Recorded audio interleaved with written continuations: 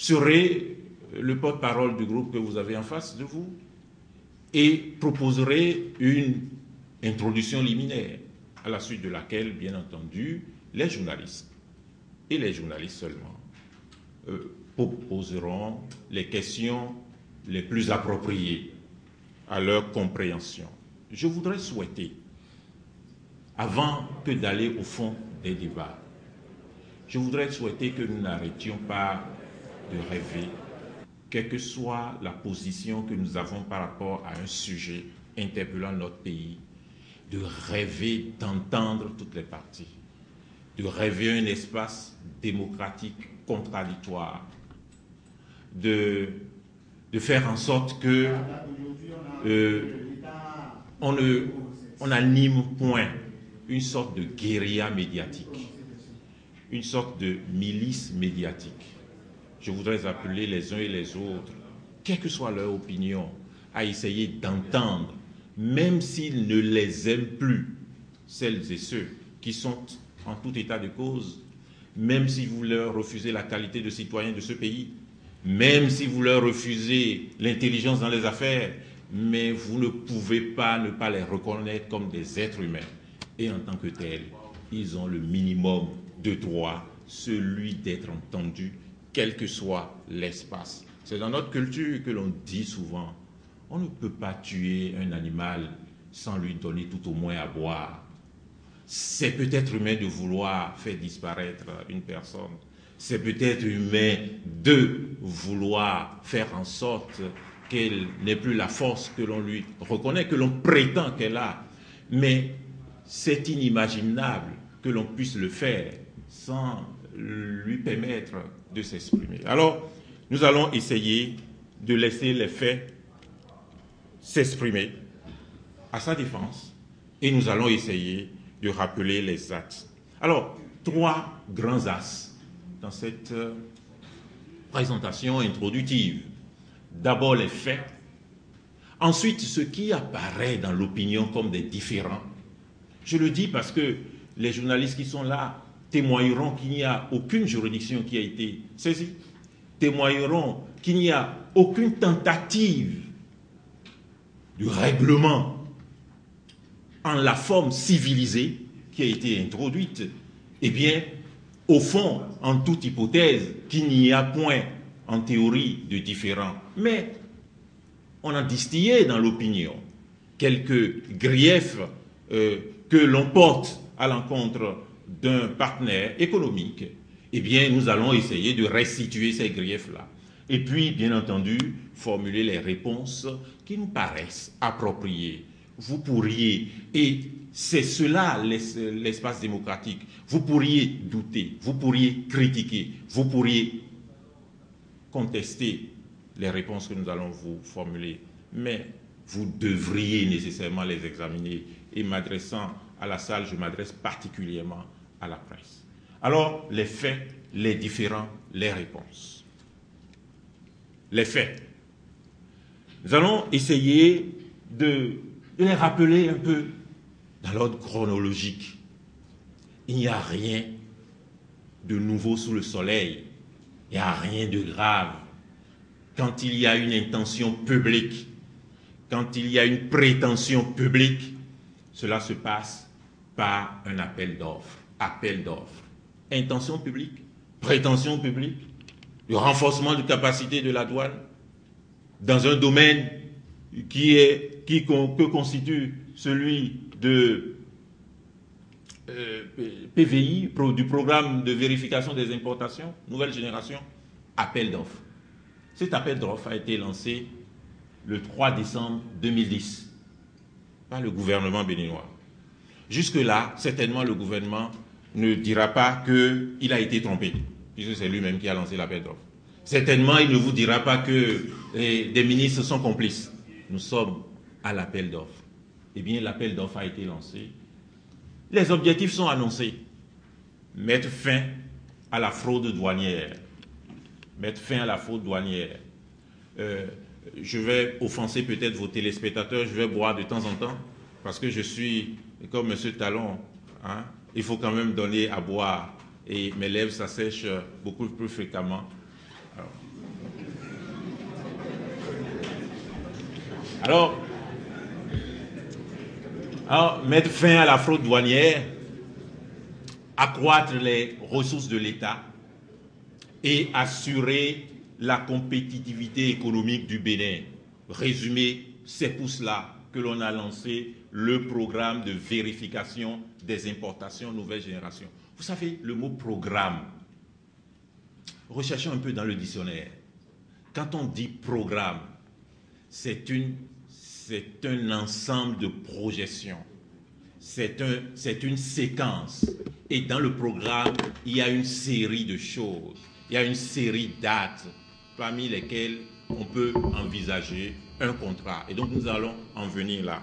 Alors, programme de vérification des importations, PVI, nouvelle génération. Pourquoi nouvelle génération? Parce que vous vous rappelez aussi que le Bureau Veritas a conduit, Cotecna, Bureau Veritas ont conduit des programmes de vérification des importations. Je vous l'ai dit, il n'y a rien de nouveau sous le soleil. Il y a un décret qui a réglé ça jusque à l'adoption de ce programme PVI Nouvelle Génération en Conseil des ministres. Alors, diverses entreprises ont concouru. Il y a Cotecna, il y a Bureau Veritas, il y a Control Union World Group et il y a le groupement SGS Bénin Control. On a lancé l'appel d'offres et les entreprises aptes qui ont l'aptitude, qui se reconnaissent l'aptitude de se conformer aux exigences de cet appel d'offres ont concouru. Première leçon, on n'est pas allé chercher quelqu'un quelque part. Ou quelqu'un ne s'est pas imposé à celui qui veut lancer un programme. Appel d'offres, pluralité de candidatures. Et puis le 29 décembre 2010, ça doit vous dire quelque chose, nous sommes en pleine campagne électorale. Je comprends quelque peu celles et ceux qui au gouvernement disent aujourd'hui « Ah non, le chef n'était pas informé, il était en campagne, c'est vrai. » Sans doute. « Ah non, il y a complicité, personne... » Voilà, 29 décembre 2010. Et à la suite du dépouillement des offres, le Conseil des ministres a retenu le groupement SGS Bénin Control comme adjudicataire provisoire. Et le marché a été notifié à ce groupement le 31 décembre 2010 par le ministre de l'Économie et des Finances. Et la même notification comportait une invitation à prendre part à une séance de négociation en vue de la conclusion du contrat. Regardez bien, on veut installer un programme vérification des importations nouvelle génération. L'on a voulu provoquer la candidature des structures aptes à contribuer à la mise en œuvre de ce programme. Ce n'est pas l'appel d'offres que l'on a lancé qui constitue le contrat. L'appel d'offres a permis de sélectionner la structure au regard de l'État béninois la mieux à même de contribuer à la mise en œuvre du programme. Et c'est ainsi que le groupement, vous voyez, certains y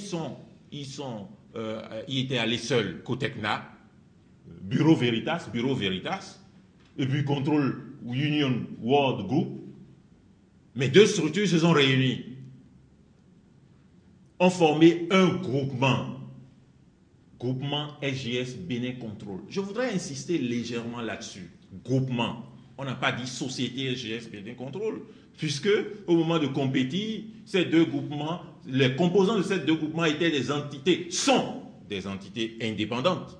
Ils mutualisent leurs forces, leurs expériences, leurs stratégies pour augmenter, accroître leurs chances afin d'avoir le contrat. Mais mettre en œuvre le programme, c'est autre chose et nous verrons plus loin comment cela a pu être une réalité. Et donc, on a invité le groupement auquel le marché a été adjugé à titre provisoire à une séance, à une réunion de négociation. Donc, petit 1, on a sélectionné. Petit 2, on veut négocier avec le groupement qui a été retenu. Alors, maintenant, les négociations. Alors, les 3 et 4 janvier 2011, 3 et 4, 2 jours de négociation. Quels sont les points inscrits à l'ordre du jour? Les points énumérés ne sont pas exhaustifs, mais ce sont les points principaux, essentiels. Création de la société d'exploitation et participation de l'État au capital social, c'est-à-dire que l'on a voulu discuter de la société qui permettra de mettre en œuvre le volet confié au groupement SGS Bénin Contrôle, et l'on a voulu aussi discuter de la participation éventuelle de l'État dans cette société. Est-ce que l'État va prendre des parts dans cette société? Est-ce que l'État va intégrer cette société? Premier point important que l'on a inscrit dans cette négociation. Deuxième point, durée du contrat. Quelle serait la durée du contrat? Troisième point, délai de démarrage des activités. Délai de démarrage des activités. Les tests réglementaires portant institution du programme de vérification, puisque nous allons revenir là-dessus. Ce que vous entendez aujourd'hui, pourquoi est-ce que le décret est venu postérieurement? Le décret instituant le programme est venu postérieurement au contrat. C'est pendant la négociation que l'on a dit quelles seraient les bases juridiques du programme. Et puis, le tarif des prestations. Alors, les négociations ont été conduites du côté de l'adjudicataire par le représentant. C'est SGS qui a représenté au cours de cette négociation le groupement Bénin Contrôle SGS. Les deux parties ont donné mandat à une personne pour négocier au nom de ce groupement. Et puis, à l'issue des négociations, les parties ont convenu de quelques points. Nous allons rappeler ces points. Le premier, elles ont décidé que la création de la société d'exploitation sera dénommée Bénin Contrôle SA, société anonyme, dans laquelle l'État ne prendra aucune participation. Aucune participation. Les deux parties, c'est-à-dire les représentants du gouvernement, le représentant de SGS Bénin Contrôle, ont décidé que, bien entendu, la société sera créée et s'appellera Bénin Contrôle SA, mais que l'État n'aura aucune participation. Vous voyez, il y a un seul représentant d'une part, il y a des ministres d'autre part, et vous entendez aujourd'hui qu'on ne comprend pas pourquoi l'État n'est pas. Il y a une sorte de crise d'amnésie qui prend les uns et les autres. Deuxièmement, les investissements à réaliser seront à la charge exclusive de la société agréée. C'est-à-dire c'est Bénin Contrôle qui engagera les investissements. Je voudrais vous rappeler que dans Bénin Contrôle, il y a SGS, Bénin Contrôle SA, société formée pour exécuter le contrat. Il y a SGS et Bénin Contrôle. Dans la société créée qui s'appelle désormais Bénin Contrôle SA, il y a SGS et il y a Bénin Contrôle. Vous pourriez interpeller le registre du commerce et du crédit immobilier du tribunal de première instance de Cotonou. Vous avez l'acte de constitution de Bénin Contrôle et vous n'avez pas besoin, j'allais dire, de circonvolution intellectuelle pour rechercher la réponse à la question de savoir nous avons négocié avec SGS et nous avons maintenant Bénin Contrôle. Ça a été prévu, cela a été effectué, organisé comme tel. Troisième élément, les prestations il a été décidé que les prestations seront facturées à l'État et aux usagers suivant leur nature. Sur ce deuxième élément, vous avez bien noté que le matériel acquis demeure la propriété de Bénin Contrôle.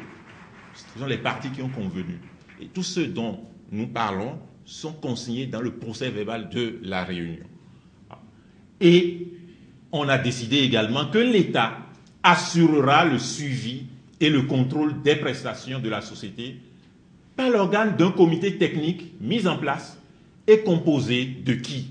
Ministre en charge de l'économie maritime, ministre en charge du développement et de la prospective. Ce sont les ministres en charge du programme PVI, économie maritime, finance, développement et prospective. Alors, on a aussi décidé des activités essentielles de l'opérateur que l'on a sollicité, que l'on a sélectionné, suivant ses propres règles. L'État a sélectionné l'opérateur suivant ses propres règles. Quelles sont les activités principales? L'inspection avant embarquement des marchandises, le scanning, le tracking. On m'a expliqué, moi j'ai eu de très mauvaises notes en anglais, mais on m'a expliqué que le tracking, c'est le suivi électronique, n'est-ce pas, monsieur le directeur? Le suivi électronique des marchandises en transit. Voilà. La durée du contrat. La durée du contrat a été modulée suivant les activités. 10 ans pour l'inspection avant embarquement des marchandises, 16 ans pour l'exploitation des scanners, 16 ans pour le suivi des transits. Voilà. Ce sont les parties qui ont fixé la durée du contrat en prenant en compte l'amortissement des investissements à opérer, la durée d'amortissement des investissements à opérer, notamment en ce qui concerne les scanners et les autres matériels.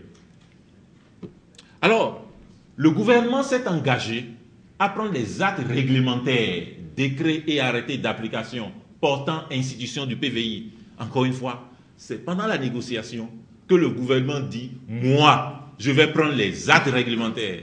Les actes réglementaires, ce sont le décret et les arrêtés. Il y en a qui ont été pris et il m'a semblé que l'on serait en train de subodorer quelques suspicions dans sa propre signature. Non, le décret a été bien signé par le chef de l'État, M. Boni Yayi. Alors,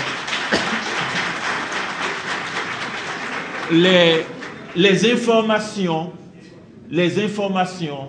toutes ces informations sont contenues dans le procès verbal de réunion des 3 et 4 janvier 2011. Le procès verbal de réunion est disponible. Voyez-vous. Et ce procès verbal a été signé le 4 janvier 2011 par 3 ministres du gouvernement de M. Boni Yayi et par Madame l'agent judiciaire du Trésor. Je ne l'entends pas suffisamment dans ce dossier. Alors que c'est elle. Il faut que les choses reviennent au bon endroit. C'est l'agent judiciaire du Trésor qui représente l'État dans les affaires contentieuses, sauf en matière de douane, sauf en matière forestière. Voyez-vous, c'est l'agent judiciaire du Trésor en matière d'assistance juridique, de contrat. Et vous avez une inflation de correspondance qui émane du secrétaire général du gouvernement qui n'a pas de personnalité juridique. Le secrétaire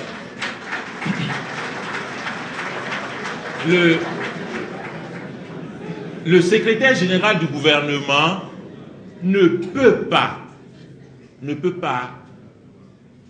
dans les affaires, dans les transactions, dans la vie civile, dans la vie juridique, poser des actes de cette nature.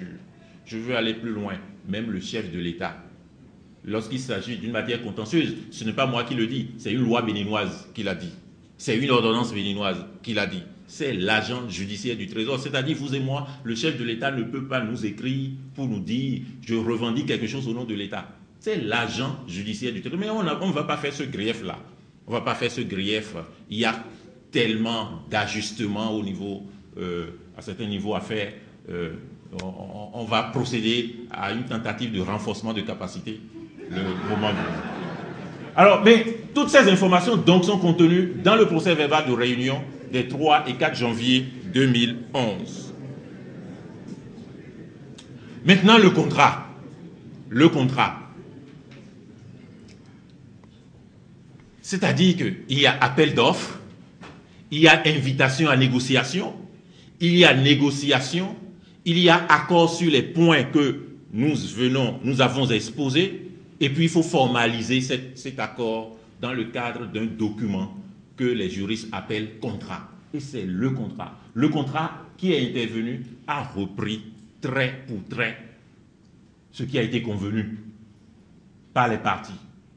Et ce contrat a un nom de baptême, a une date de naissance. C'est le contrat de marché dont vous avez les références, n'est-ce pas, qui a été conclu et signé le 9 février 2011. Par qui? Les ministres en charge de la prospective et du développement, celui en charge de l'économie et des finances, celui en charge de l'économie maritime. 3 ministres, encore une fois, en réalité, les ministres en charge de ce programme PVI Nouvelle Génération. Et le 22 mars 2011, le gouvernement, conformément à ce à quoi il s'est engagé pendant les négociations, a adopté le décret numéro 2011-106 de la même date portant institution d'un programme de vérification des importations de nouvelle génération en République du Bénin. Lisez bien l'intitulé de ce décret. Ce n'est pas un décret qui a porté mise en exécution du contrat. Ce n'est pas un décret qui a porté la naissance du contrat. Le contrat est né et a force exécutoire. Mais le décret a porté institution du programme de vérification des importations nouvelle génération. Et ce décret a été suivi d'un arrêté interministériel le 31 mars 2011. On vous a dit tantôt que dans les négociations, il a été prévu que le gouvernement prendrait les tests réglementaires, décrets, arrêtés. Les engagements ont été tenus. En ce moment-là, nous étions déjà au 31 mars 2011. Et puis, quelques mois après la signature, l'exécution du contrat s'est heurtée à des difficultés. Difficultés, certaines sont passagères. Et nous allons dire pourquoi et comment elles ont été réglées. D'autres deviennent de véritables différends, de véritables problèmes de société. Il y a une seule chose, et on n'a pas franchi la ligne, que l'on a certainement pensé reprocher à Bénin Contrôle, c'est de faire un coup d'État. Si on a dit, ils ont tout bloqué. Si on a dit, la cherté de la vie, c'est eux. Si on a dit, la remise en cause des institutions.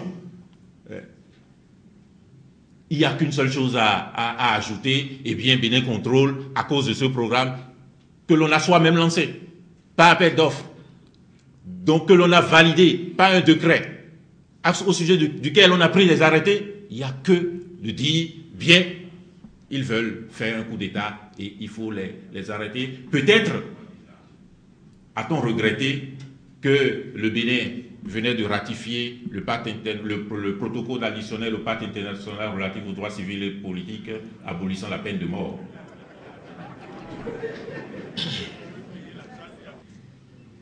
Alors, quels sont les différends? Quels sont les différends? Je disais que certains ont été sans gravité, on va insister un peu là-dessus, d'autres sont inscrits dans l'actualité et font l'objet d'une grande préoccupation. Et tous les différends, je veux dire, tous les problèmes, toutes les difficultés ont été soulevés, exposés par le gouvernement. Les différends de préoccupations mineures, aux yeux de Bénin Contrôle, bien entendu. Alors, dès la signature du contrat, le gouvernement a exprimé des préoccupations sociales à portée politique au sujet des agents employés par Bureau Veritas, lequel a mis la clé sous la porte faute d'avoir gagné le marché. Vous avez en mémoire la liste des entreprises qui ont concouru. Bureau Veritas était déjà au Bénin sur la base d'un décret précédent. Et Bureau Veritas a compéti. Bureau Veritas a des employés. Et Bureau Veritas, n'ayant pas pu gagner le marché, a mis la clé sous la porte. Les les employés craignent pour leurs emplois, bien entendu.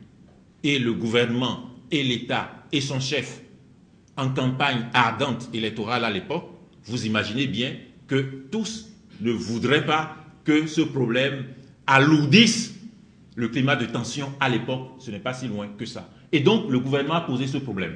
Dit, voyez-vous, c'est vrai, vous avez gagné le marché, c'est vrai, vous aurez un contrat, vous avez un contrat, mais nous avons ce problème, les employés de Bureau Veritas.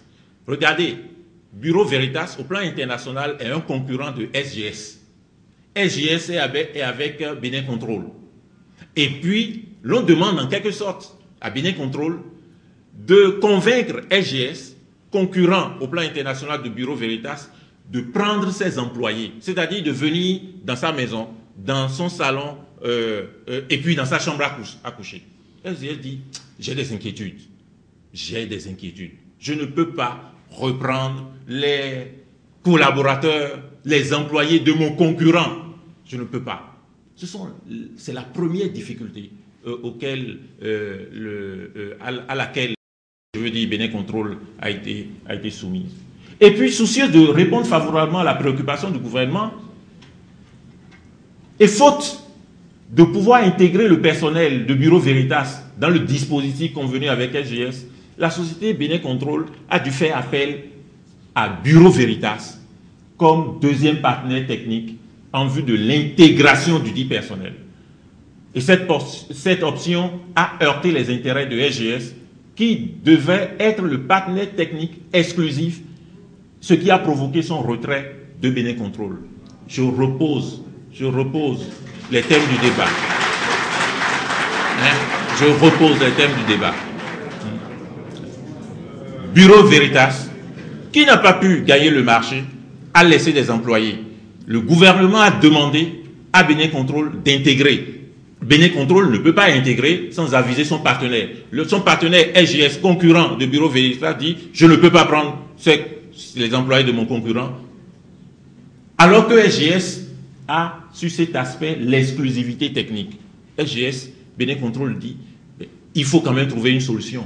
Ce qui a provoqué le départ de SGS, ce qui a conduit Bénin Control à demander à Bureau Veritas de devenir partenaire, n'est-ce pas, du programme, enfin, dans le contrat, et ce qui a permis de reprendre tous les agents laissés, n'est-ce pas, qui risquaient de perdre leur emploi. Alors, conformément à l'article 1er du contrat, parce que cette option a un fondement juridique, le fondement juridique, c'est l'article 1er du contrat. Lorsque l'opérateur économique voudrait changer de partenaire, il faut qu'il en avise l'État, et il faut que l'État lui en fournisse, lui en donne l'autorisation. Imaginez-vous que l'État va refuser cette autorisation en pleine campagne électorale. Eh bien, suivant cet article 1er, un courrier a été adressé par Bénin Control le 15 mars, les dates, les chiffres et des lettres, le 15 mars 2011, pour obtenir l'autorisation formelle du gouvernement pour le changement du partenaire technique. Et le gouvernement y répondu, je veux dire, favorablement, avec enthousiasme, avec empressement, le 22 mars 2011. Et qui a répondu? C'est le ministre en charge des Finances. Voyez-vous, il y a tellement de bouleversements au niveau du gouvernement que je ne peux pas vous dire exactement de qui il s'agit, mais c'est le ministre en charge des Finances qui a répondu favorablement à cette autorisation. Alors, la satisfaction de cette préoccupation du gouvernement constitue la raison du retrait de la société SGS de la société Bénin Control, contrairement à ce qui est allégué.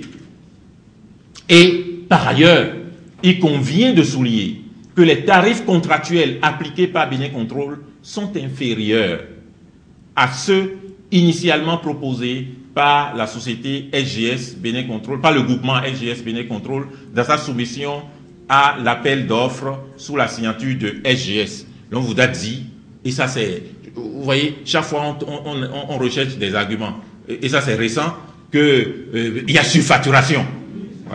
Et Et puis, on a dit qu'on est allé interpeller SGS. Je crois même que SGS est parmi les experts internationaux, n'est-ce pas, qui seraient venus. Alors, et que SGS a déclaré qu'il y a eu surfacturation.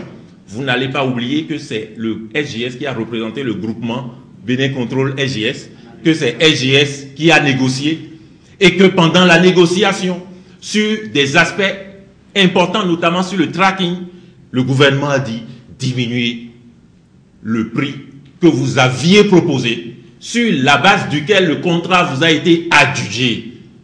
Et cette demande a été acceptée. Voyez-vous. Et donc, c'est le groupement SGS, chef de file du groupement, c'est la société SGS, chef de file du groupement, qui a obtenu, enfin, c'est de cette société que le gouvernement a obtenu la diminution du prix, des prix proposés. Alors, ce sont là les préoccupations les différentes préoccupations mineures. On a réglé ça. Sans tambour ni trompette. Le gouvernement a demandé SGS au prix de se séparer de son partenaire technique, eh bien, a obtenu l'autorisation de ce même gouvernement pour le faire. Ce différend a été réglé. Mais il y a des différends de préoccupations majeures. Ce que vous entendez quotidiennement maintenant, hein, ils sont caractérisés par une inflation de correspondance, de décisions unilatérales, de voies de fait, de harcèlement de toutes sortes et sous toutes les formes. Et notre présidence de la République, qui est un patrimoine commun, est soumise à ce spectacle à la Dadis Camara. N'est-ce pas? Maintenant, on fait appel aux gens. Hein, les télévisions sont là. Ah, il a fait ça, montrez ça. Hein? Il a fait ça, montrez. Le chef de l'État est devenu juge. Il est devenu juge. Et il livre. Il livre les opérateurs. Et vos chaînes sont, sont au plan international, sont regardées. Et voyez-vous, souvenez-vous de l'impression, de l'image, enfin, du sentiment que nous avons ressenti lorsque la télévision guinéenne diffusait les spectacles de Dadis Camara. Il n'y a que quelques mois. Et puis nous imitons. Et puis nous copions. Alors, voilà les différents, comment on les expose. On les expose par une inflation de correspondance. Secrétaire général du gouvernement, il a trouvé tellement de travail maintenant. N'est-ce pas? Et puis, des décisions unilatérales, des conseils des ministres, conseils des ministres. N'est-ce pas? Et puis des comptes rendus d'une épaisseur incompréhensible que l'on lit à la télé avec une rivière de sueur au corps. Vous voyez? Et des voies de fait. Des voies de fait. Hein? Harcèlement de toutes sortes. Hein? Harcèlement de toutes sortes et sous toutes les formes. Alors nous allons résumer les différends. On va résumer les différends. Alors pour l'essentiel, les griefs exposés par le gouvernement à l'encontre de Bénin Contrôle portent sur d'abord la nature du contrat. Et c'est un enjeu important, je vais vous le dire. La postériorité chronologique du décret à l'égard du contrat. Quand on s'est réveillé, on a dit, ah, il y a un contrat et il y a un décret. Et le décret est venu après le contrat. Il y a mal donne. Ça, il y a complicité. Ça, il y a complicité. Donc, on va expliquer un peu. Et puis, l'impact du contrat sur la cherté de la vie. On a dit, PVI, Bénin Contrôle, maintenant, ces deux institutions sont devenues synonymes. PVI, c'est Bénin Contrôle. Et Bénin Contrôle, c'est PVI. On dit, PVI, Bénin Contrôle ont augmenté le coût de la vie. PVI, Bénin Contrôle ont détourné du port de Cotonou les acteurs économiques. Voilà. Et puis, l'encombrement du port et la relation Bénin Contrôle SGS sur laquelle je ne vais plus insister puisque nous l'avions déjà exposé suffisamment. Alors, nous allons donc proposer des réponses sur chacun des points de différents exposés. D'abord donc sur la nature juridique du contrat. la nature juridique du contrat. Vous avez très tôt, il y a quand même un peu de stratégie du côté du gouvernement. Lorsque l'on a voulu prendre les décisions que vous savez, quelqu'un est installé sur le plateau de télévision, dit « Ah, ce contrat, c'est un contrat administratif. » Voilà. Il a posé la question de la nature du contrat. Et donc, c'est un contrat entre un groupe d'opérateurs économiques et l'État béninois. Pourquoi un groupe d'opérateurs? Au moment de la signature du contrat, la société Bénin Control est composée de SGS et Bénin Control. Il faut déjà insister sur ce que n'est pas le contrat avant d'insister sur ce qu'il est. Qu'est-ce que le contrat n'est pas? Qu'est-ce que c'est que ce contrat? Voyez-vous. Ce que n'est pas le contrat. Alors, il ne s'agit pas d'un contrat administratif. Il ne s'agit pas d'un contrat administratif. On dit d'un contrat qu'il est administratif, quelles que soient les clauses que ce contrat contient, s'il a pour objet de faire participer directement le co-contractant à l'exécution même d'un service public. Un service public, c'est un service si important, une activité d'un intérêt si général que nul particulier ne peut le faire. Nul particulier ne peut exercer ce service public. Par exemple, la défense. Nous ne pouvons pas nous regrouper ici, dire nous allons nous constituer pour, en structure organisée pour défendre le Bénin. Voyez-vous, la sécurité nationale, ce sont les grands services publics. L'éducation, pour que tous les enfants du Bénin aient accès et le droit à l'instruction, eh bien, il y a le service public de l'éducation. Imaginez bien un nouveau président de la République et le nouveau président de la République a rappelé il y a un vrai... Je voudrais tout d'abord vous remercier en tant que de vérité. Jusqu'ici, pour pouvoir sacrifier le contrôle au sens matériel, ne participe pas à l'exécution d'un service public, c'est-à-dire d'une activité, d'un intérêt si général que nul particulier ne peut ou ne saurait exercer. Et un contrat est également dit administratif s'il contient des clauses exorbitantes de droit commun, c'est-à-dire des clauses inhabituelles dans les contrats de droit commun, dans les contrats ordinaires, contrat de vente, contrat de transport, etc. Le contrat qui nous a permis d'occuper cette salle, s'il y a des clauses qui sont exorbitantes, qui sont si importantes que ces clauses ne ressortissent point du droit commun, on peut parler d'un contrat administratif. Et ces clauses exorbitantes sont stipulées en faveur de l'État, en faveur de la personne publique. Vous n'avez pas ça dans le contrat que le Bénin Control a signé avec l'État béninois. Il s'agit par exemple des clauses relatives à la possibilité exercée, réservée à l'administration contractante, de résilier elle-même le contrat. Vous ne trouvez pas, il n'y a pas cette possibilité dans le contrat avec Bénin Control, la possibilité à l'administration de résilier le contrat, à la réserve au profit de l'administration de prérogatives rompant l'égalité des contractants ou à l'octroi aux co-contractants de prérogatives à l'égard des tiers. Bénin Control n'a pas de prérogatives à l'égard des tiers. Bénin Control ne peut pas prendre des règlements pour vous imposer des suggestions, pour vous dire désormais vous n'allez plus passer par ici, vous allez faire ceci plutôt. Non. Il n'y a pas de clause exorbitante de droit commun. D'un côté comme de l'autre, vous comprenez bien que le contrat n'est pas un contrat administratif. Alors, c'est quoi ce contrat? Deuxième temps, ce qu'est le contrat avec Bénin Control. Ce contrat vise la prestation de services, tendant d'une part au renforcement de capacité de l'administration douanière et d'autre part à l'élévation de la qualité des services offerts par cette administration dans la vue de rendre compétitive la destination Bénin.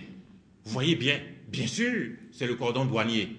Mais le cordon douanier, c'est peut-être cette salle. Et le cordon douanier a besoin de remplacer les lampes. Et il a l'habitude de remplacer les lampes par lui-même. Mais l'administration douanière décide aujourd'hui, pour remplacer les lampes, je vais confier à une société. Pour nettoyer la salle, je vais confier à une société. Ce ne sont plus mes collaborateurs qui vont nettoyer la salle. Pour vérifier les importations, renforcer mes capacités, l'État dit, je vais confié à une société. C'est une prestation de service. Vous n'avez pas les agents de Bénin-Contrôle en tenue de douanier.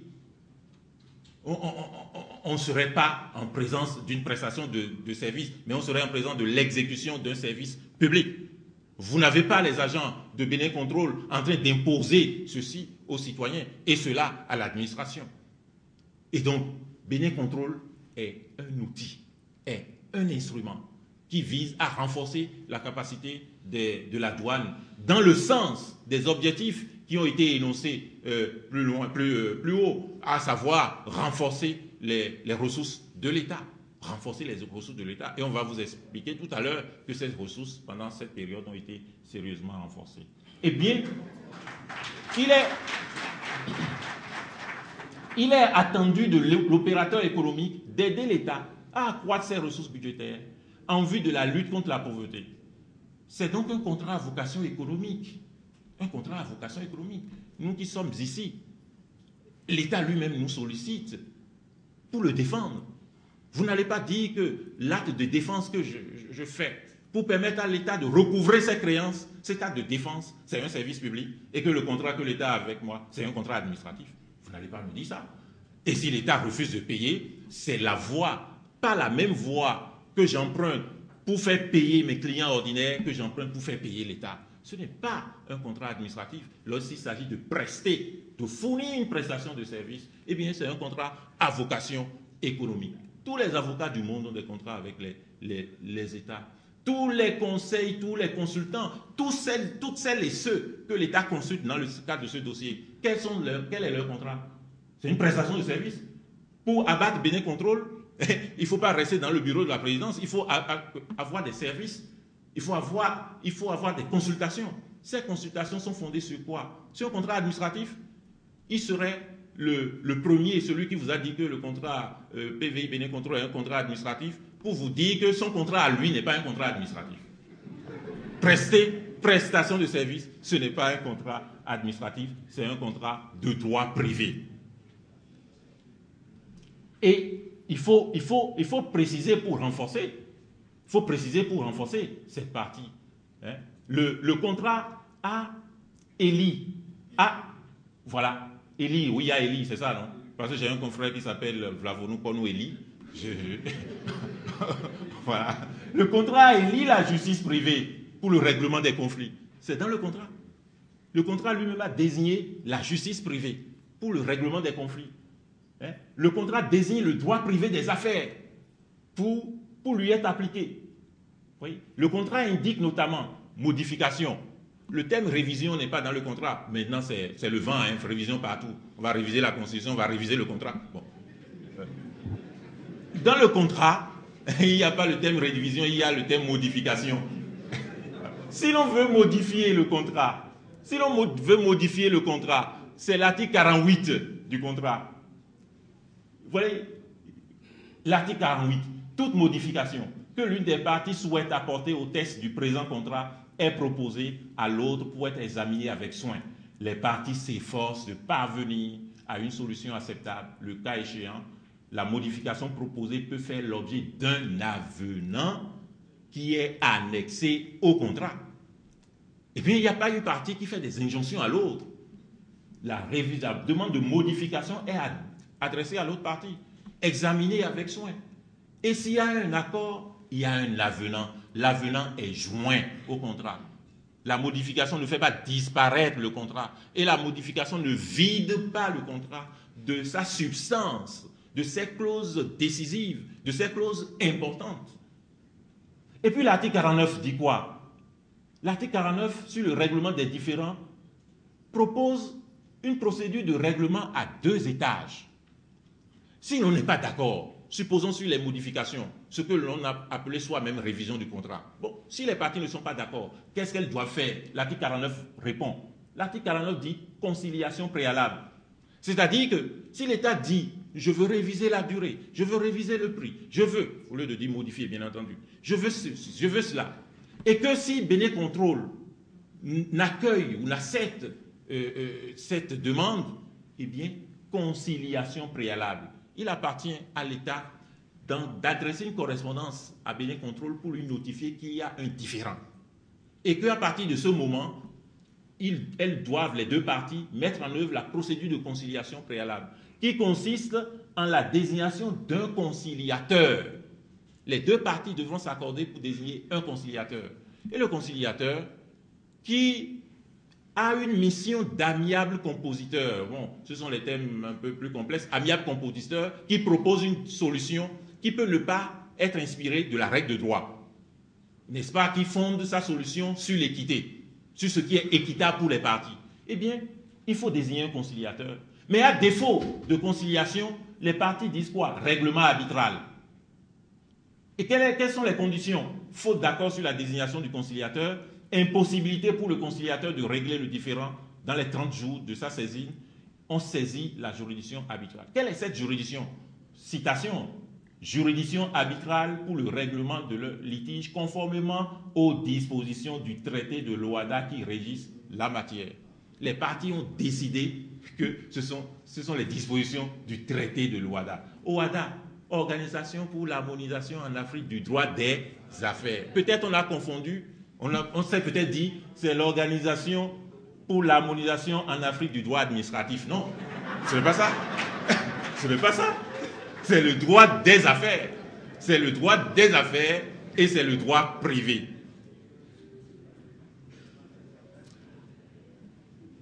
Deuxième point de discussion, c'est la postériorité chronologique du décret à l'égard du contrat.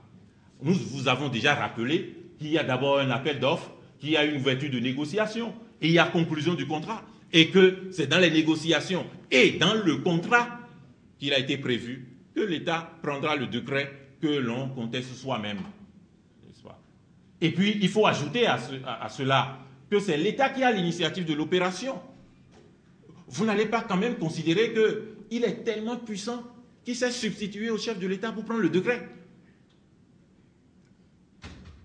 Même si vous contestez l'ordre d'intervention, l'ordre d'avènement du contrat et du décret, mais c'est quand même l'État qui a la police, qui a la conduite de l'opération. Et qui a conduit l'opération en toute logique quant à l'avènement du contrat et à l'intervention du décret, puisque c'est le contrat, ce sont les négociations qui ont envisagé qu'il fallait instituer le programme par voie de décret. Il est donc évident et logique que le décret soit postérieur au contrat en ce qu'il vient en application de ce contrat. Troisième point de discussion différent, l'impact du contrat sur la cherté de la vie. Cette interrogation pose une double préoccupation. L'impact du programme lui-même, parce qu'il ne faut pas confondre le programme avec le contrat exécuté par Bénin Control SA. L'impact du programme lui-même et l'impact des rémunérations de l'opérateur sur la cherté de la vie. En ce qui concerne l'impact du programme en lui-même, le programme est institué en vue du dédouanement régulier des marchandises. Si le programme a un impact sur la cherté de la vie, ça veut dire simplement que, du coup, à partir du moment où on a institué ce programme-là, on a changé toutes les règles en matière douanière. Que tous les fondements, toutes les opérations en matière douanière ont été changées. Que les tasses, les coûts ont été augmentés. Mais qui change? C'est l'État qui change. Il y a des tests qui sont fondés sur la loi. Est-ce qu'il y a eu une loi qui a été changée en matière douanière? Est-ce qu'il y a un décret qui a changé les tests précédents en matière douanière? Le programme en lui-même n'a aucun coût sur la cherté de la vie. Mais si, peut-être, ce programme consiste à faire quoi? On dit programme de vérification des importations. Vérification. Si on insiste sur le mot vérification, c'est qu'il y avait dans la pratique des difficultés qui ne permettaient pas à l'État de rentrer de recouvrer ses créances. Et donc le programme avait pour objectif d'instiller la vérité dans la procédure. C'est tout. Et puis oui, si la vérité arrive, quand la lumière est là, on voit tout le monde. Et la vérité est là. Et la vérité fait que les opérateurs payent ce qu'ils n'auraient jamais dû cesser de payer. Mais s'il paye ce qu'il n'aurait jamais dû cesser de payer, il répercute cela sur les produits. C'est la faute à qui? C'est la faute au programme? C'est la faute à Bénécontrôle? Non, c'est la faute à la vérité. C'est la faute à la vérité des prix. C'est la faute à la vérité des prix. Et donc, si on devrait même considérer que le programme avait un impact négatif sur le coût de la vie, mais cette responsabilité, c'est l'État. C'est l'État qui est l'auteur de la réglementation en matière douanière. Voyez-vous, c'est l'État qui est l'auteur de la réglementation. Donc, le Bénécontrôle n'a même pas le pouvoir de fixer ou de modifier les tarifs appliqués. Ce n'est pas lui qui modifie les tarifs. Et voilà. En ce qui concerne l'impact des rémunérations perçues par Bénécontrôle, la seule rémunération de Bénécontrôle qui est à la charge des importateurs béninois et qui par conséquent a un impact sur le prix à la consommation est celle relative au scanning, qui est de 34 000 francs, 35 400 francs, n'est-ce pas, toutes tasses confondues, pour le conteneur de 20 pieds, 47 000 pour le conteneur de 40 pieds. Des éléments de comparaison sont fixés, n'est-ce pas? À titre comparatif, le Togo et le Niger, c'est 50 000 dans la même mesure. La Côte d'Ivoire, c'est 84 892 pour un conteneur de 20 pieds et 169 620 pour un conteneur de 40 pieds. Vous savez, ces chiffres sont où? Ces chiffres ont été rapportés par la commission que l'on a soi-même mise en place et qui est allée chercher la vérité des prix ailleurs. Mais lorsque l'on a eu ce rapport, on n'est pas allé sur les chaînes de télévision qui ont l'habitude de crier, de lire les lettres des ambassadeurs. On a caché ça. Hein?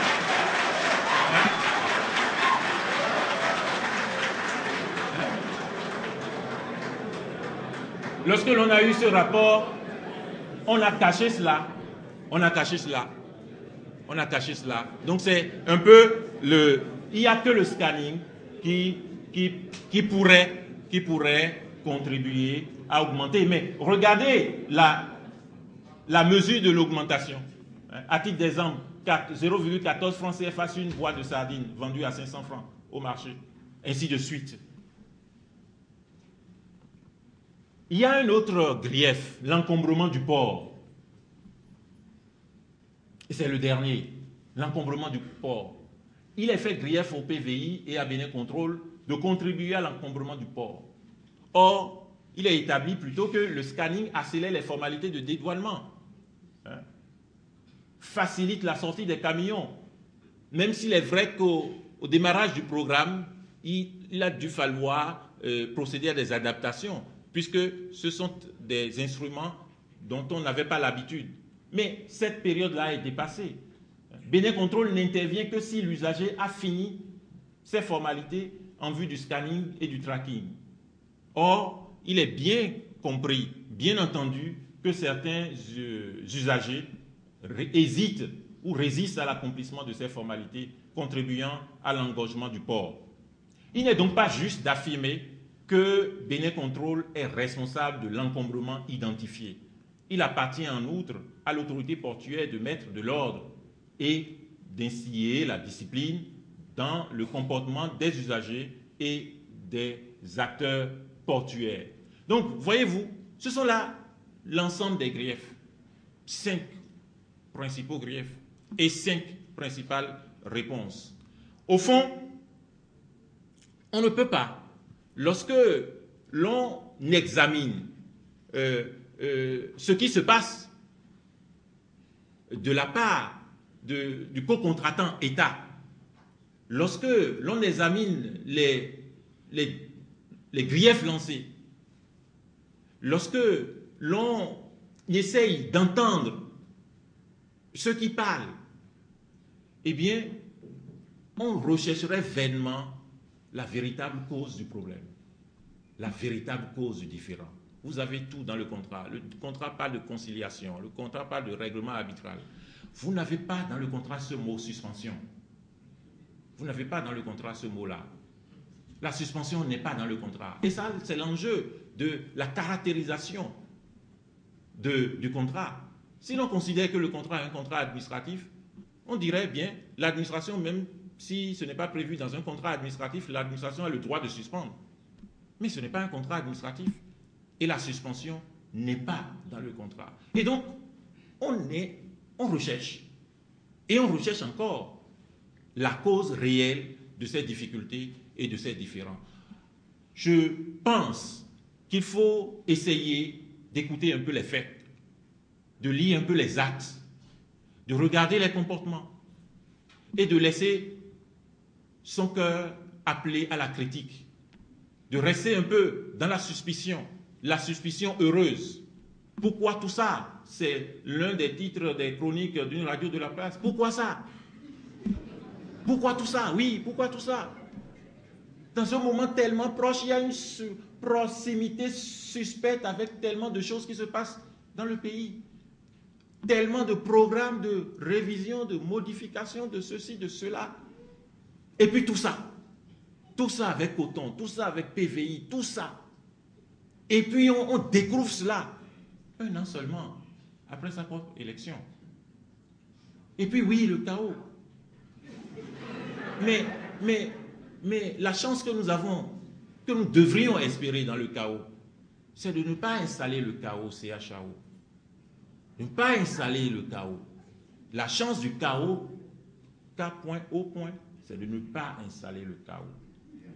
Et malheureusement, le Bénin va gagner 2 chaos maintenant. Et cela doit interpeller chacun de nous. Ce sont là les quelques mots que je voudrais vous exposer en guise d'introduction à ce débat. J'imagine bien que plus du demi-millier, j'allais dire, plus de 500 emplois ont été créés. Emplois permanents ont été créés dans le cadre donc de la mise en œuvre de ce programme. Sur la période avril 2011, mars 2012, je voudrais juste rappeler que le volet inspection avant embarquement, qui est le volet le plus classique, n'est-ce pas, du programme, a démarré le 1er avril 2011. C'est le volet le plus ancien. C'est le volet qui, effectivement, avait été exécuté par les autres structures d'inspection que sont Cotecna et puis Bivac International. Alors, donc, sur cette période, le contrôle a enregistré et traité 23 464 dossiers d'intention, d'importation et émis 23 334 attestations de vérification. Pour mémoire, en 2010, le prestataire précédent a traité 11 688 intentions d'importation et émis 12 875 attestations. C'est vous dire qu'il y a eu pratiquement un doublement, voire un triplement, n'est-ce pas, de la maîtrise de l'activité. Non pas que la structure précédente avait mal travaillé, mais que avec l'avènement du PVI Nouvelle Génération, il y a eu au tout début un engagement de l'État tel que tous ceux qui avaient pour habitude de passer par les effets de fenêtre sont rentrés dans les rangs. Ils sont rentrés dans les rangs et ceci s'est traduit par une meilleure prise en charge de tout le volume de marchandises importées à destination du Bénin. Et vous imaginez très bien que si le volume importé a augmenté et est maîtrisé, il va de soi que la quantité d'argent que l'on recrute aussi augmente. Ce serait bien un paradoxe qu'il n'y ait pas un effet direct sur les recettes douanières. Au-delà de l'effet dissuasif du dispositif de contrôle permanent sur les velléités de fraude, les résultats concrets du programme de vérification des importations à travers le volet inspection avant embarquement au cours des 3 derniers trimestres de l'année 2011 et du premier trimestre 2012 sont présentés ci-après. Parce que nous prenons les 3 trimestres de chaque année parce que le programme a démarré en avril avec l'inspection avant embarquement. Et là, je vous indique qu'il y a eu une phase de transition et qui a duré à peu près 6 à 9 mois. 6 mois parce qu'il y a eu 3 mois de transition entre l'ancien prestataire et le nouveau prestataire. Et puis, avec les résistances et tout ce qu'il y a eu, l'État a dû prendre jusqu'en septembre au moins, et il y a même des mesures d'assouplissement qui se sont poursuivies jusqu'au mois de mars, a dû prendre des mesures transitoires, des mesures d'assouplissement, qui sont des mesures de renoncement volontaire à la pratique de l'orthodoxie en matière de contrôle des importations. Et tout ceci a agi et perturbé un peu la performance qu'on devait avoir dès le début. Donc, nous prenons les 3 trimestres premier trimestre 2010, premier trimestre 2011, premier trimestre 2012, pour dire que concrètement, les effets en matière de chiffres peuvent être déjà mesurés à partir de là. Alors, pour les partenaires commerciaux, nous observons une amélioration de la qualité des échanges. Au cours des inspections réalisées par Bénin Contrôle à travers son réseau mondial, des cas de non-conformité par rapport à la commande initiale ont été détectés. Des marchandises dont la qualité n'était pas conforme à la commande ont été refusées par les inspecteurs. Des marchandises commandées ont été trouvées manquantes et les exportateurs concernés ont dû procéder au remplacement de ces marchandises pour corriger l'anomalie afin que nos inspecteurs valident l'inspection. On note un redressement en moyenne de plus de 25% des valeurs sur facture déclarées par les importateurs. Et pour mémoire, je vous dis que lorsque vous prenez l'ensemble des factures présentées par nos opérateurs, je vous dis jusqu'à 70-75%, ces factures sont fausses. Elles sont fabriquées ou à Cotonou ou à Lomé, au nom d'un exportateur X que parfois on ne retrouve jamais. Une augmentation des recettes douanières d'un montant total de 41 milliards de francs CFA pour la fin d'année 2011 et de 21,6 milliards de francs CFA pour le premier trimestre 2012. Alors, je voudrais apporter rapidement un éclairage. Il se pourrait qu'on vous dise, mais avec ces chiffres-là, au niveau douanier, il y a des marchandises qui sont exonérées, etc. Je précise que lorsque des marchandises sont exonérées de tout droit et taxes, Bénin Contrôle n'intervient pas. Il faut que ce soit clair.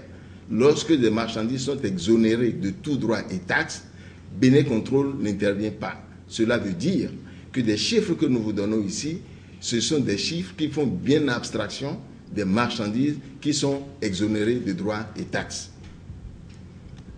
Pour l'illustration, selon les statistiques douanières, je prends là des chiffres douaniers de la recette Cotonou Port pour les trimestres. Alors, vous avez à ce niveau, pour le premier trimestre 2010, vous avez 43 milliards de francs CFA, c'est-à-dire sur les 3 premiers mois 2010. 43 milliards de francs CFA, c'est juste parce que nous avons pris le chiffre rond ici. Sinon, c'est juste 43 milliards pour CSA. Vous vous rapprochez de la douane elle-même, elle pourra vous produire ces mêmes chiffres. Mais je vous donne le chiffre exact.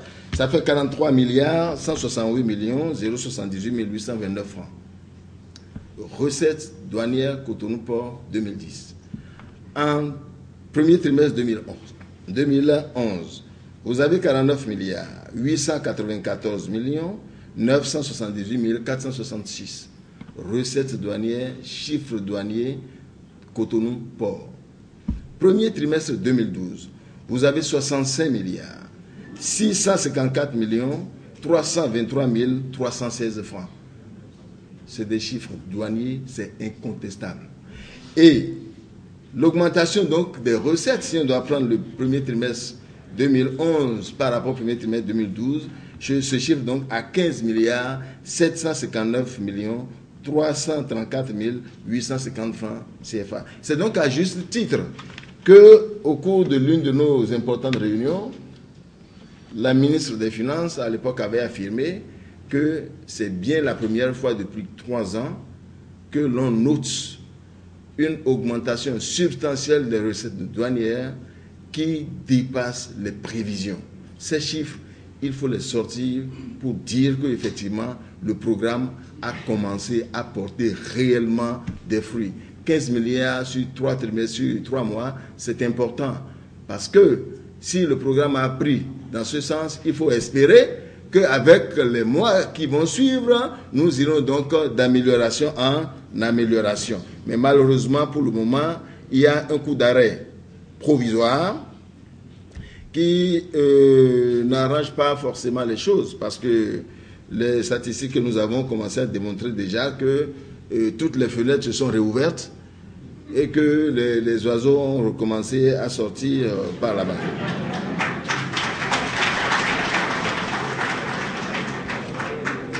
Bénin Contrôle a contribué à la résorption du chômage des jeunes par le recrutement de 498 agents permanents pour ces différentes activités.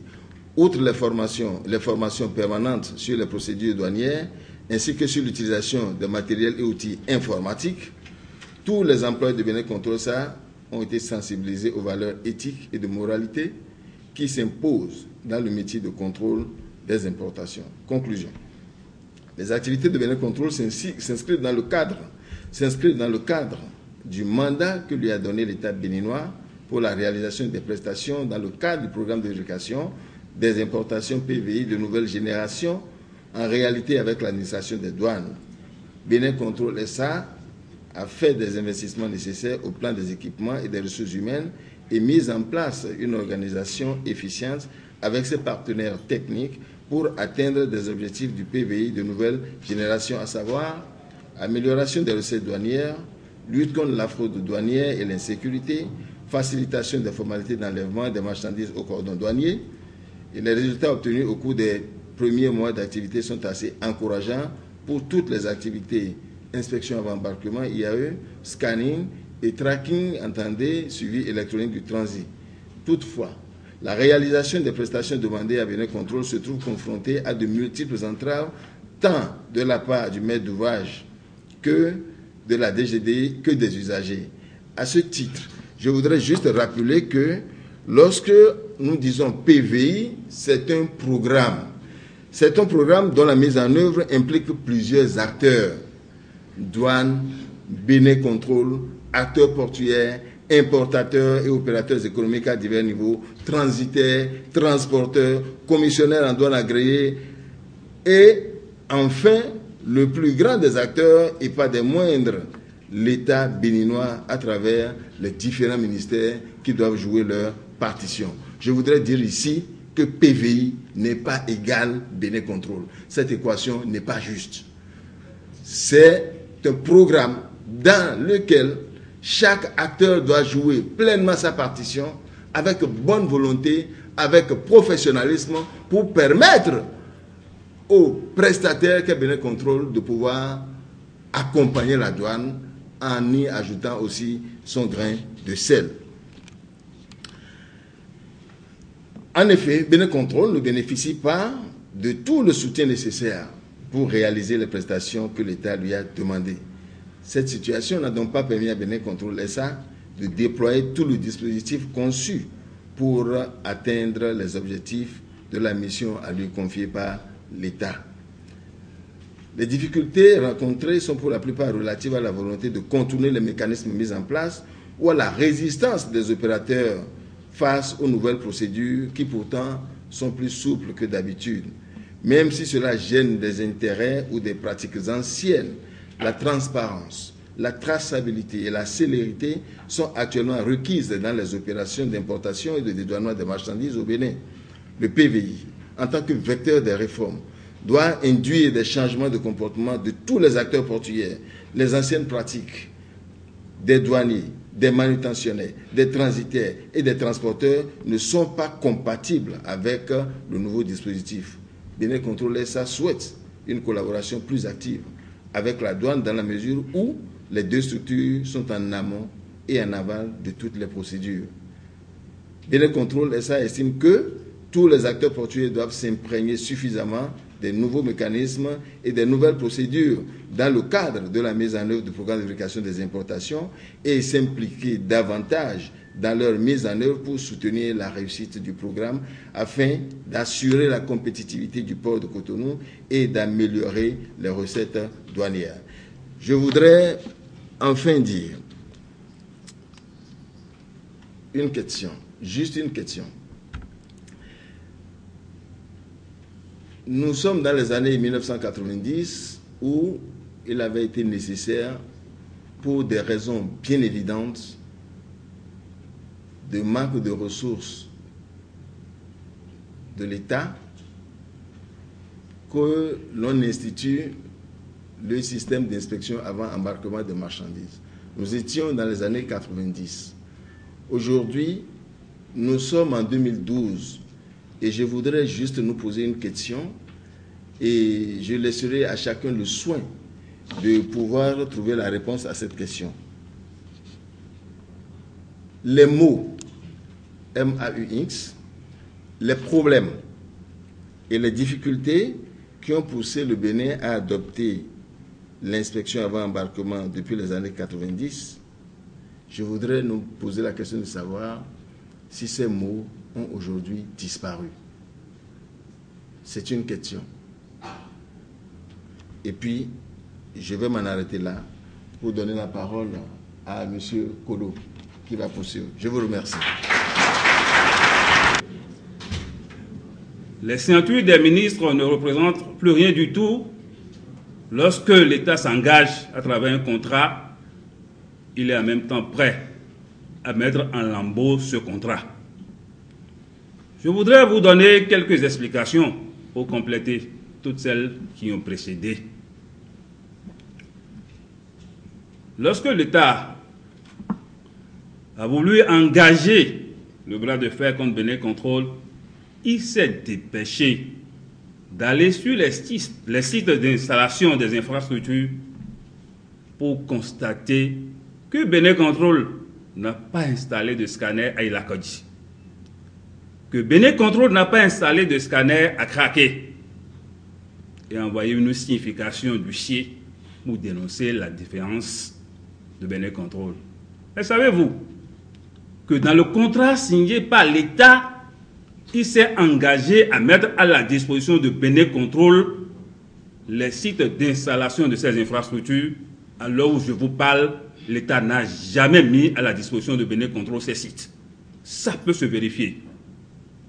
Et lorsque nous l'avons signalé au cours d'une réunion, les ministres présents étaient tombés des nues. Et ça, c'est l'engagement de l'État. Depuis un certain temps, il y a un certain nombre de propos qui se tiennent sur les antennes de notre pays, toujours pour vilipender Bénin Contrôle, qui ne serait pas en mesure de rendre les prestations que lui assigne le contrat de PVI. Je voudrais revenir sur un certain nombre de considérations pour éclairer votre lanterne. D'abord, par rapport à l'engagement de l'État.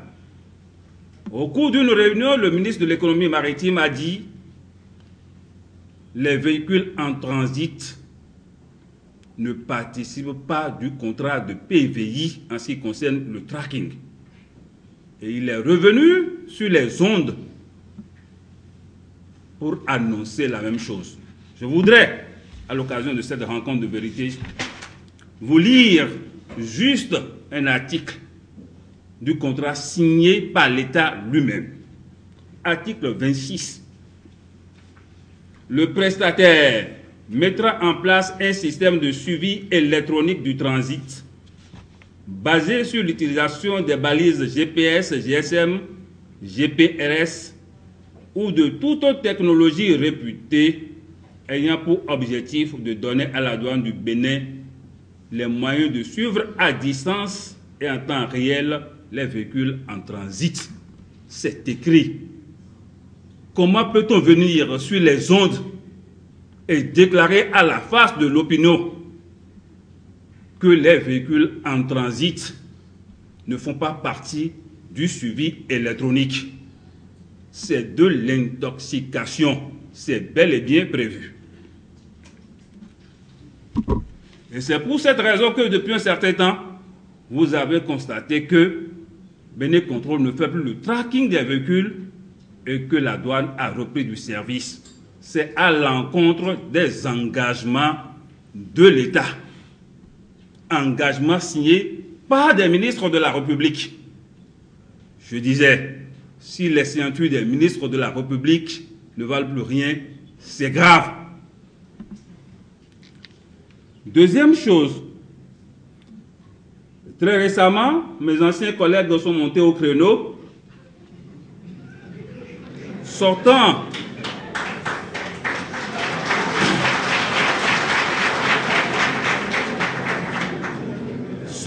du cadre qui leur est réservé en ce qui concerne la neutralité de l'administration. Tout à fait. Sont montés au créneau, sortant du cadre de neutralité qui impose le droit administratif au service public pour devenir un organe de propagande de l'État. C'est interdit en droit administratif. La neutralité du service public est importante, n'est-ce pas, pour une administration publique. Ça n'a pas été respecté. Alors l'administration des douanes est montée au créneau pour dire un certain nombre de choses qui sont absolument fausses. J'ai entendu dire, et ça, vous pouvez visualiser la cassette, que l'ancienne société Bureau Veritas percevait 0,6% des droits et taxes. C'est archi faux. Parce que entre 0,6% des droits et taxes et 0,6% de la valeur FOB, le fossé est énorme. Je vous lis l'article 12 du contrat du Bureau Veritas. Rémunération du prestataire. Les honoraires du prestataire au titre des prestations qu'il s'engage à effectuer dans le cadre du présent contrat sont fixés à 0,60% de la valeur FOB de la marchandise inspectée. Je demanderai à mes collègues de relire leurs documents. Parce que lorsqu'ils se présentent devant l'opinion publique, devant le peuple béninois pour annoncer un certain nombre de choses, ils doivent s'assurer de la véracité de ce qu'ils disent. Sinon, ils font de l'intoxication. Et ça, Bénin Contrôle ne peut pas accepter ce genre d'intoxication. Entre 0,6% des droits et taxes et 0,6% de la valeur FOB, le fossé est énorme. Et ça, on veut accuser Bénin Contrôle de ramasser des milliards, n'est-ce pas, de s'enrichir au détriment de l'État. C'est absolument faux. Deuxième chose, j'ai entendu dire que nos partenaires de l'Interland s'opposent au scanning des marchandises parce qu'au nom de leur souveraineté, les marchandises en transit ne doivent pas passer au scanner. D'abord, je leur interdis de parler de passage au scanner. La question qui se pose est de savoir si les marchandises en transit doivent être contrôlées ou non. Le scanner n'est qu'un moyen, comme tout autre. Comme l'ouverture d'un conteneur pour regarder physiquement si la marchandise qui est déclarée est conforme, n'est-ce pas, à ce qui est dans le conteneur, le scanner n'est qu'un moyen. Je vous lirai un texte international que le Bénin a signé, que le Niger a signé, que le Burkina Faso a signé. Je peux citer un tas de pays, n'est-ce pas, qui ont signé cet engagement sur le plan international. Ça s'appelle le cadre des normes visant à faciliter et à sécuriser le commerce international. La facilitation n'est pas synonyme, n'est-ce pas, de la suppression du contrôle. C'est absolument faux. Je suis prêt, devant n'importe quel douanier, à discuter de ces considérations d'ordre technique. J'ai servi pendant une trentaine d'années dans l'administration des douanes. J'ai travaillé aux côtés de ceux-là. J'ai parfois été leur chef. Je ne voudrais pas qu'ils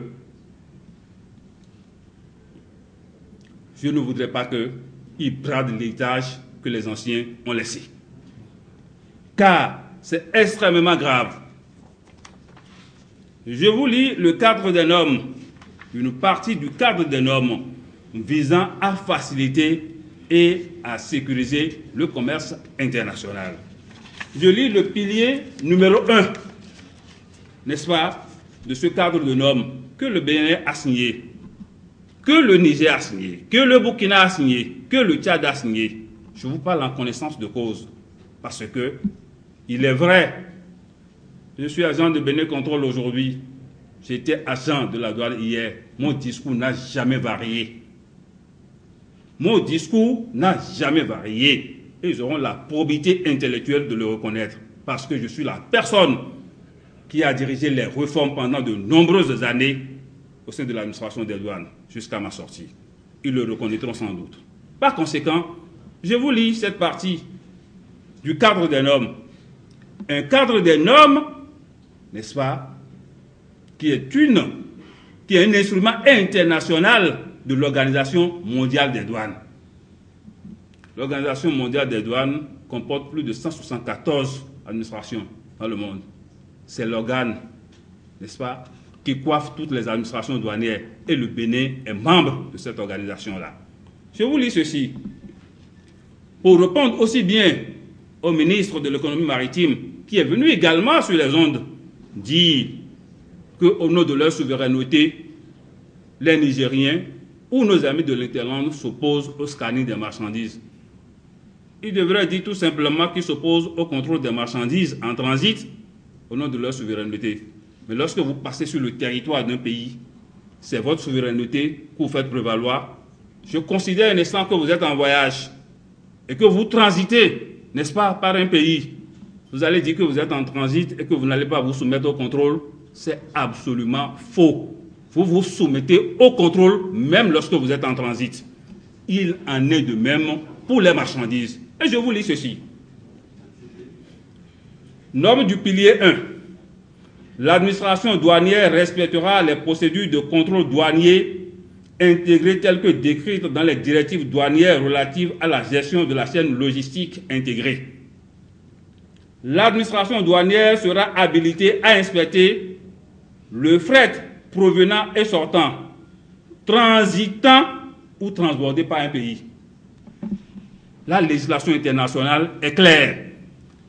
Et si un pays, une administration a le droit de contrôler des marchandises, il appartient à ce pays ou à cette administration de choisir les moyens par lesquels le contrôle doit se faire. Aucun texte international ne s'oppose au contrôle des marchandises en transit. C'est de l'intoxication intellectuelle. Et ça, Bénin Contrôle ne peut pas l'accepter. Nous n'irons pas plus loin aujourd'hui parce qu'ils ont demandé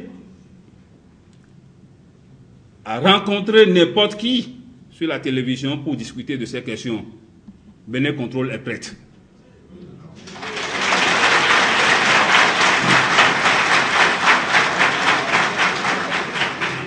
Pour ne pas allonger ce rendez-vous de la vérité, nous allons nous arrêter là et essayer de répondre à vos questions. Je vous remercie. D'abord, me rassurer que les documents qui ont été lus, on les aura. J'espère. Merci par avance. Je voudrais m'adresser à mes amis de Bénin Contrôle. Aujourd'hui, moi, je ne sais pas ce qui se passe. Parce que hier, avec eux, on avait vu certains douaniers, surtout à notre séance de formation au Novotel. Ils étaient avec eux, c'était les ardents défenseurs du pays. On ne comprend pas pourquoi aujourd'hui, ces mêmes douaniers se retournent contre vous. Est-ce que c'est la personne de M. Kolo qui gêne? On voudrait savoir. Ensuite, dans ce dossier que moi j'appelle combat, il nous faut suffisamment de munitions, notamment la convention, le contrat et bien des documents encore. Je ne sais pas si Bénin Contrôle peut avoir l'amabilité de nous les procurer parce que beaucoup de choses sont cachées au peuple béninois dans ce dossier. Voilà. Se trouve la partie co-contractante de Bénin Contrôle. Mais seulement ce que je puis vous dire, c'est que la suspension, elle n'est pas prévue par le contrat. Deuxième, bon, je voudrais, avant de présenter mes excuses, Je voudrais dire une chose importante. Nous devrions nous regarder, Africains, que nous soyons dans le peuple, que nous soyons au-dessus, même si nous prétendons être au-dessus. Imaginez-vous, et je me permettrai de me lever pour le dire, 10 points de Bénin Control. Je veux même dire, imaginez-vous qu'il s'agisse de Bouygues. Bouygues, d'importantes sociétés françaises. Pensez-vous que cela se passerait ainsi? Pensez-vous que, même si on doutait de la qualité des signatures, de la présence des partis, au fond, nous, Africains, nous n'avons de force à exercer que sur les Africains. Et nous développons des complexes d'une pathologie antidémocratique et anti-économique. Le seul tort, vous allez, une personne a posé la question de savoir quelle est la responsabilité de Bénin Control. Le seul tort peut-être, c'est qu'il y a un Africain et un Béninois. Et la question au fond, pourquoi lui il a si d'argent, il a si tant? Pourquoi lui? Nous rentrons dans notre microscope, n'est-ce pas, dans nos petits calculs. Si c'est un entraîneur étranger, vous n'allez pas rompre son contrat. Si c'est un entraîneur béninois, du jour au lendemain, vous allez rompre. Si c'est un acteur économique béninois, du jour au lendemain, vous annulez tout. Alors, où allons-nous avec ça? Où allons-nous avec ça? Je n'étais pas là quand le contrat a été signé. Je ne connais certainement pas toutes les conditions. Mais je retiens ceci. Dans ce contrat, il y a un acteur tout au moins qui est béninois. Et je considère, et je suis dans une profession où nous gérons les contentieux. Les contentieux sont naturels. Les difficultés sont normales. Mais je considère qu'il y a tout au moins un mécanisme, un mode de traitement qui devrait appeler à la dignité. Alors, je pense que le tort de Bénin Control, c'est d'avoir à sa tête des collaborateurs béninois et d'autres béninois qui savent que moi, je les ai vus venir. Nous vivons tous ça. Nous vivons tous ça. Et pourquoi lui? Pourquoi lui? Eh bien, peut-être. Peut-être. Et donc, c'est pour moi la réponse quant à la responsabilité. Alors, je vais laisser mes confrères répondre aux autres préoccupations. Je vous présente mes excuses parce que je voudrais très respectueusement me retirer. Merci. Et permettre que soit fait ce qu'on déplore aujourd'hui. Et c'est là un peu que je déplore un peu, je dois peut-être situer un peu le débat sur cette question pour dire que la responsabilité des juristes dans ce dossier est grande. Parce que pour une première fois demain, le chef de l'État aura raison de dire que mais moi je ne savais pas. Et ils m'ont dit que je pouvais aller dans ce sens, c'est ce que j'ai fait. Et ces juristes-là, ils seront demain pour dire mais effectivement c'est nous qui avons dit. Mais... Donc je crois que ceux qui sont consultés pour un dossier d'une telle importance doivent quand même faire preuve quand même de professionnalisme pour dire à ceux qui les consultent que ce dossier, vous ne pouvez pas aller dans cette direction. C'est quand même un contrat. Et le contrat, on vous a développé dans la nature, ce que cela implique. Donc on ne peut pas, sur cette base-là, eh bien, aller dans le sens où on dépend aujourd'hui. Moi, je pense que nous, juristes qui sommes consultés, de part et d'autre, nous devons avoir quand même la hauteur qu'il faut pour dire à nos clients, eh bien, voilà ce qu'est le contrat, voilà ce qu'on peut faire et ce qu'on ne peut pas faire. Et si on ne veut pas avoir ce courage-là, eh bien, c'est quand même dommage. Et lui a été adressé relativement à ce que l'ambassadeur du Bénin en Suisse a dit, de ce que, en réaction de ce que l'ambassadeur a fait dire à SGS. Je vous lis. Cotonou, 15 mai 2012. À Monsieur le directeur général de la société Bénin Control. Monsieur le directeur général, nous accusons réception de votre lettre citée en référence fixée le 14 mai 2012, farcée le 14 mai 2012, après incursion intempestive de votre huissier dans mon bureau. Nous réitérons la réponse faite à l'huissier. La réponse SGS Bénin SA n'est pas concernée par le dossier que vous évoquez et n'a donc pas à confirmer les dires d'un ministre à la télévision. Vous voudrez bien vous adresser aux personnes concernées par les dites déclarations. Signé Félicien Aouma, directeur général de SGS. Alors cela dit long sur le contenu, sur la valeur de ce qui a été dit à la télévision. Vous avez voulu savoir si Bénin Contrôle a déjà engagé une action en justice contre l'État béninois. Dans l'exposé introductif, on vous a dit le mode de règlement de litige adopté par les parties. Il s'agira pour Bénin Contrôle de saisir tout de suite par exploit d'huissier le juge étatique pour quelque procès que ce soit.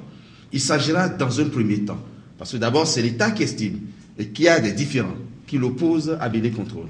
Il s'agira donc pour l'une des parties, pour les deux parties ensemble, de choisir un conciliateur. Et ce n'est qu'en cas de non-conciliation qu'on pourra saisir une juridiction arbitrale, selon les règles de l'acte uniforme WADA. Voilà, n'en sont pas là. Et c'est à Bénin Contrôle de décider de l'opportunité d'assigner l'État en justice au moment venu. Le reste, je laisse. SGS soit remplacé par Bureau Veritas. Cela s'est fait par correspondance en date du 22 mars 2001, qui est signé de M. Idriss 2011. Je vous remercie. Qui est signé par M. Idriss Daouda. Donc c'est clair, c'est précis. On sait que Bénin Contrôle, dans Bénin Contrôle, SGS est parti et que SGS a été remplacé par Bureau Veritas en application de l'article 1er du contrat. Donc on le sait, c'est clair. La question a été posée de savoir quelle est la responsabilité du Premier ministre, maintenant Koupaki. Je ne peux pas vous dire quelle est sa responsabilité, mais ce qui est sûr et certain, et vous constaterez que tout ce qu'on dit est constaté par des faits, par des actes précis. Ce qui est sûr et certain, à chaque étape, ils ont reçu mandat de tout le gouvernement en Conseil des ministres. À l'issue de l'appel d'offres, c'est le Conseil des ministres qui a entériné l'analyse du dépouillement et qui a demandé à ce que l'adjudication provisoire soit notifiée à Bénin Contrôle. Tout le Conseil des ministres. Et a instruit à ce qu'il y ait une négociation. Et après les négociations, dès qu'il y a une négociation, le compte rendu a été fait en Conseil des ministres. Et c'est le Conseil des ministres, encore une fois, qui a instruit à ce que le contrat soit signé. Qui a instruit 3 ministres pour la signature du contrat. Il s'agit bien entendu du Premier ministre Koupaki. Il s'agit du ministre de l'économie et des finances d'alors, Idriss Daouda. Il s'agit du ministre délégué auprès du président de la République chargé de l'économie maritime, des transports maritimes et infrastructures, M. Issa Badarou Souli. Donc on peut dire que tout s'est fait sur autorisation du Conseil des ministres, de sorte que s'il faut situer des responsabilités, elle ne peut être que la responsabilité de tous les membres du Conseil des ministres. Oui. Pour l'essentiel. Christ entrait à Jérusalem. Les hommes ont pris des rameaux pour dire Hosanna au plus haut des cieux. Béni soit celui qui vient au nom du Seigneur. C'est les mêmes personnes qui ont demandé que ce Christ soit crucifié.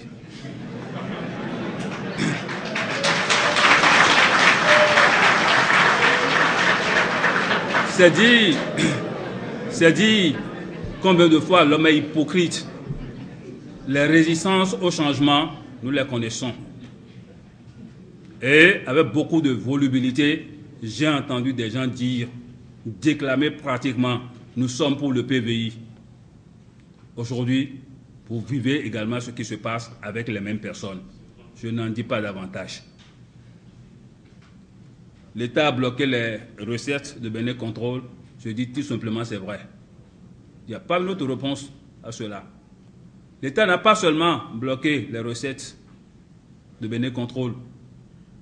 L'État a soustrait du contrat des activités qui relèvent, jusqu'à l'heure où nous parlons, de la compétence de Bénin Contrôle.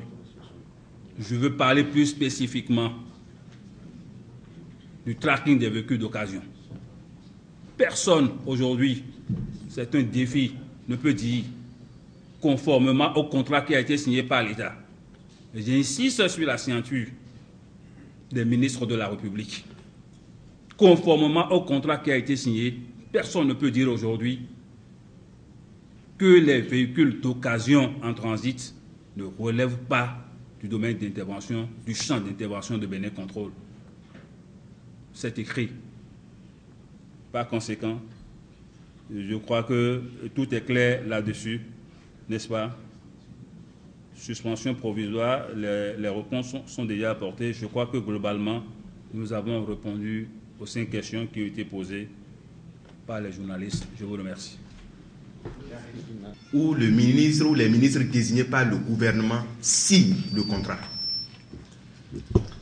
Dans l'opinion, c'est comme si on est en train de vouloir accuser tel ou tel ministre. C'est vrai, nous ne sommes pas là pour défendre les ministres, mais pour les pièces, sur la base des pièces que nous avons, sur ce plan-là, la procédure a été respectée.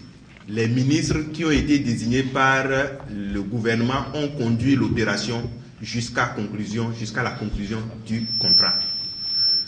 Et nous n'avons pas l'impression que le chef de l'État lui-même veut remettre en cause sa propre signature.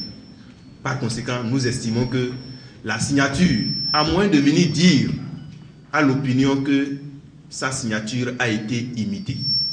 Mais si le chef de l'État estime que c'est sa signature, nous restons convaincus que la procédure de conclusion du contrat a été respectée. Maintenant, si le contrat, la procédure a été respectée et que le contrat est valable, alors s'il y a des difficultés d'exécution, il faut rentrer dans les stipulations contractuelles pour rechercher ce que les parties ont prévu pour régler ces difficultés. S'il vous plaît, ne soyons pas naïfs. Nous sommes tous citoyens de ce pays. Personne ne peut utiliser la République ou les institutions de la République pour manipuler l'opinion. Restons vigilants. Voilà ce que je tenais à préciser. Merci. En plusieurs décennies, j'ai fait valoir mes droits à la retraite et depuis le 1er juillet 2010, je suis libre de toutes mes activités. En tout cas, je n'ai plus d'engagement avec l'État. Par conséquent, je peux m'engager dans toute autre activité que la loi autorise. Je ne dois des comptes à personne là-dessus. Par conséquent, si ma personne gêne, c'est aux personnes, n'est-ce pas, que je gêne de dire comment je les gêne. Mais je vais vous faire une confidence. Je vais vous faire une confidence. Je suis allé en mission pour l'État béninois, bien qu'étant à la retraite. Je suis allé en mission très récemment et nous avons rencontré des collègues que je connaissais dans le cadre de mes activités, des collègues étrangers de la Côte d'Ivoire, du Sénégal, etc., qui me connaissaient et qui me connaissent très bien. Vous savez ce qu'ils m'ont dit? Ils m'ont dit, mais vous êtes carrément passé à l'ennemi. C'est qui l'ennemi? C'est la société recrutée par l'État pour appuyer l'administration douanière qui est l'ennemi. Mais non, en quoi je suis passé à l'ennemi? La mission de Bénin Contrôle, au sein de laquelle je travaille aujourd'hui, est d'appuyer l'administration douanière. Mon activité et l'activité de Bénin Contrôle, n'est-ce pas, s'inscrivent strictement dans ce cadre-là. Si ça gêne quelqu'un, qu'il le dise ouvertement. Voilà, je tiens à faire le point là-dessus. Quand bien même je serai en activité, le droit prévoit que je puisse démissionner pour aller faire autre chose. C'est légal. Mieux, aujourd'hui, je ne relève plus de l'administration. J'ai fini mon séjour dans l'administration publique et je fais ce que la loi autorise. Là-dessus, je voudrais être clair. Merci. Mais avant de finir, il y aura un souhait. Le souhait de ce que le compte rendu sera fidèle à ce qui a été fait et dit ici. Je vous en prie.